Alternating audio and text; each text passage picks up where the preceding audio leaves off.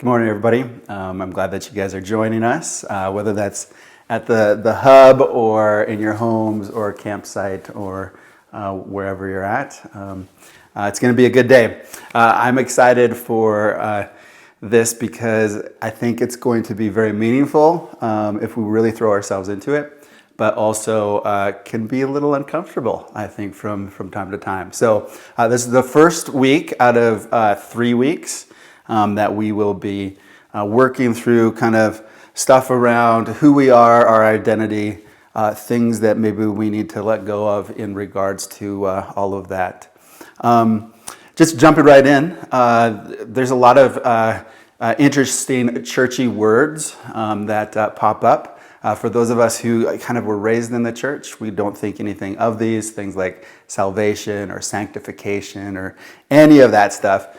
We just continue to kind of push through. And one of those churchy words is the word gospel. When we think about the gospel, if we kind of hold to that traditional view, we think of the good news of Jesus, absolutely. But lots of times wrapped up around the 4 spiritual laws or the Roman road, kind of the whole idea that we have fallen short because of sin, and that Jesus has rescued us through his death and resurrection, and then we can spend eternity with him. And that's kind of been a classic just gospel. This is what it is, the path to salvation. However, if we really think about the gospel is a word that the Romans were using right around that same time, and it was literally meaning good news. And basically, it was all about Caesar. So a herald would come from the war area back to the city, and he would proclaim the gospel that Caesar is victorious, that he is Lord. And that was what it was. He was a gospel herald. And the good news was that Caesar will bring peace because he has conquered this rebellious nation. The Christians completely took that and said, you know what, we say that Caesar isn't Lord, but that Jesus is Lord, that he is the good news. And he is the one who has victory over all things. Later on, as the church developed and began to kind of canonize the scriptures, we look at the gospel and we say, oh, these are the gospel books, right? The first 4 books of the New Testament, the Gospel of Mark, the Gospel of John. And we attach the word gospel to the story of Jesus. And the story of Jesus is really about 3 things, right? In the Gospels, we see the words, so his teachings that he would give us, Sermon on the Mount, enemy love, how to pray, all of his words. The works of Jesus, the healing events that took place. So you had the healing of the blind, the lame, all of the great events, the deliverance that took place with the works of Jesus. And then we also recognize the good news of the way of Jesus, the way of Jesus. And that's really how he went about doing his ministry. In that sense, spending lots of time with people. In meals, he would go to the marginalized, the sinner or the outcast, and he would spend time with them. Part of my evangelical upbringing was also spending lots of times, not only around churchy words, but we would spend time doing churchy activities. And classic evangelical meant I was in the youth group. We ended up doing youth retreats, camps, all of those things where you go and have a real experience with God and spend some time together with your fellow peers. One of the things that always seemed to take place, especially when the guys would all get together late in their dorms, was this little thing of where people would give their testimony, which is a very interesting word as well. And basically, they would just tell their story. They would tell the story of kind of how they were in the journey with Jesus, where they were at in that, maybe how they kind of came to the place where they gave their life over to the lordship of Jesus, that whole thing, right? And in those situations, there was lots of times in which I would be sitting back and hearing everybody's story. And I don't know if this happened to you, if you grew up in the church or not as well, but there were times in which people had much better stories than me. They'd be like, oh, I remember when I was 3 selling drugs on the corner, and then God came along and saved me out of my diapers and out of my drug dealing. And you would hear these remarkable stories of like people that were maybe at rock bottom, who had deep struggles or, deep pain in their life, and then how Jesus had rescued them out of that lifestyle. And I'd always look at myself, I'd be like, I just don't have that interesting story at all. I don't have the same makeup. I had kind of a boring testimony. My way to Jesus, my path to Jesus was just kind of bland and normal as a church kid. And I always remember feeling a little insecure about that whole thing. It's really interesting that when we think of the Gospels, when we think going back to Matthew, Mark, Luke, and John, 2 Corinthians, Paul says something to them.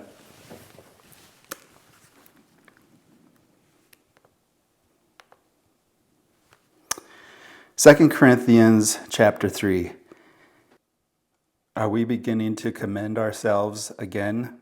Or do we need, like some people, letters of recommendation to you or from you? You yourselves are our letter, written on our hearts, known and read by everyone. You show that you are a letter from Christ, the result of our ministry, written not with ink, but with the Spirit of the living God, not on tablets of stone, but on tablets of human hearts.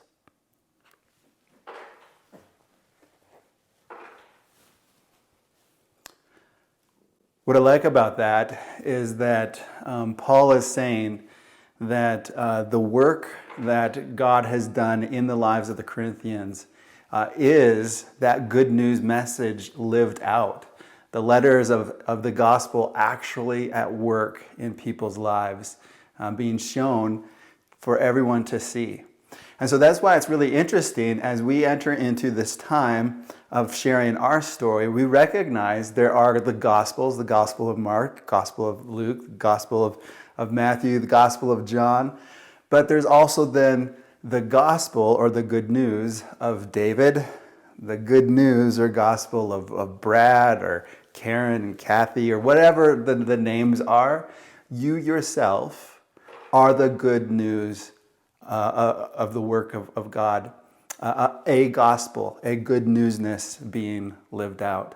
Because within your story, within your life, there is the words of Jesus, there's the works of Jesus, and there's the way of Jesus being completely lived out throughout your experiences. And so that's why we want to take time. We want to open ourselves up, be a bit more vulnerable than we typically would, maybe around coffee table and that kind of stuff, and share some of our life events. Because as we do that in community, one of the beautiful things that we see is some people are able to sometimes see God's work in our lives where we haven't even seen it, and recognize a miracle that maybe we've completely overlooked. And so let's take a few minutes and begin to share our story. Here's a couple instructions that I just want to go through. Remember, as we kind of share within our groups, it's very good of us to actually share our story.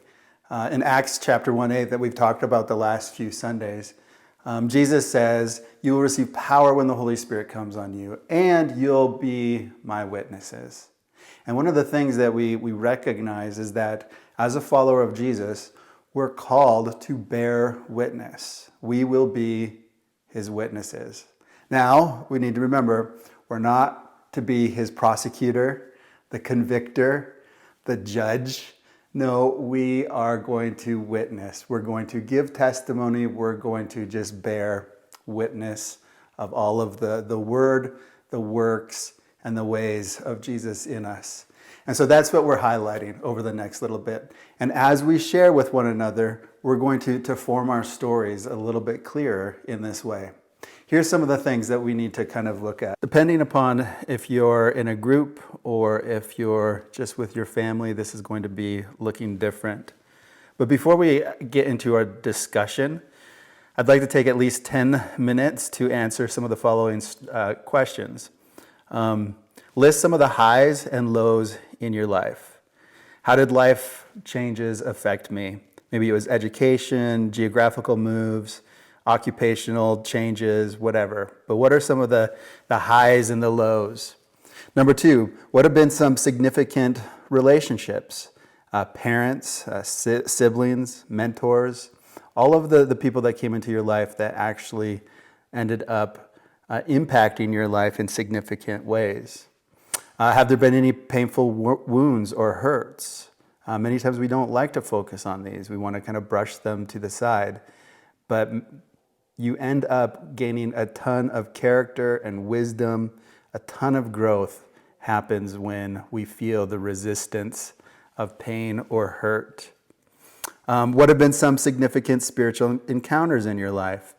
Maybe this is baptism. Maybe this is a moments of healing, of prayer, a time in which you were deeply moved in the Spirit through worship or a message, something like that. What have been some of those key players in your life? What about family slogans? Family slogans. These are spoken or unspoken ones. So when it comes to your family, were there things that kind of made you identify with a particular family? You know, maybe it's something like kids are not to be seen or heard, or the Zimmermans are ... kind of people. Whatever it is, the kind of themes of, I always say that my parenting motto is just do better, which isn't a good one, but it's kind of funny. But yeah, what are some of those family slogans? And then list 3 to 5 adjectives that describe your parents. So kind, merciful, short, whatever. Like, what are the adjectives that describe your parents? And this is going to then, as you share this, kind of highlight a little bit about who it is and what it is that has shaped you and brought you to the place that you're at. Again, this is going to be different depending on whether you're with people at the hub or your family, or by yourself. If you're by yourself, you can break out a good journal and really spend a lot of time working through this. If you're at the hub, you can break off into groups of 3, and typically, like when I did this just a few weeks ago, it was groups of 3. We're also kind of went Mennonite style, so we kind of put women with women and guys with guys. But however you guys feel comfortable, go ahead and form that. If you're just with your family, these are good times for kids to ask those questions, like, how did you and mom meet? Or when did you know you were going to get married, or any of those family questions. What was grandpa like, or what was grandma like? These are good times to actually go a little bit deeper in our family history. And finally, I just want to talk a little bit about how we listen lovingly. So when we end up listening to other people's stories, there's a few things I want us to just remember. First, we want to make sure that we give our full attention to the person talking. And in that, we begin to ask questions of clarification. But we got to be respectful, because some people may not want to answer a particular question, which is fair and fine. They may not want to share down a particular direction, and we need to be respectful of that.